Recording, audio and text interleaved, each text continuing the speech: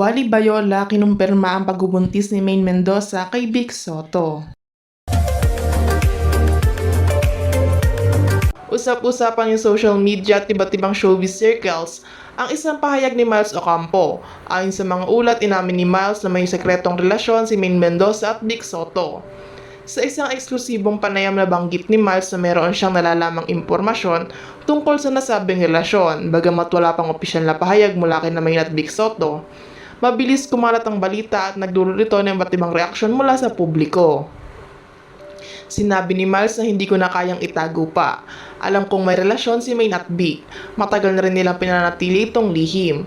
Ngunit panahon na siguro para malaman ng lahat. Ang balitang ito ay nagdulot ng malaking sorpresa sa mga tagahanga. Lalo na't kilala si Maine bilang sa kasalukuyang partner ng aktor na si Arjo Ataide. Habang si Vic Soto naman ay kasal kay Pulon Luna. Maraming netizens na nagtanong at nagduda sa kredibilidad na pahayag ni Miles. At marami rin na nag-abang sa magiging tugon ni Maine at Vic. Maraming tagahanga ang nagpahayag ng kanilang pagkabigla at pagkalito sa social media. Isang netizens na nagsabing, hindi ko akalain na mangyayari ito. Akala ko ay masaya si Maine kay Arjo.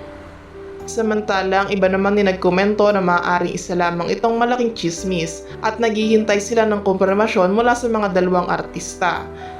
Hinikayat din ng ilang personalidad sa showbiz na Maine at Vic Soto na magbigay ng kanilang panig upang matigil na ang espekulasyon at maling impormasyon. Ayon sa isang kilalang kolumnista, mas mabuting magsalita na sila upang hindi na lumaki ang issue at hindi na madagdagan pa ang intriga. Sa kabila ng kontrobersyang ito, patuloy na inaabangan ng publiko ang magiging sagot ni Maine Mendoza at Vic Soto.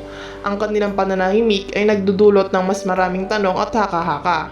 Sa ngayon nananatiling palaisipan ang tunay na estado ng kanilang relasyon. Abangan namang susunod na update sa istoryang ito.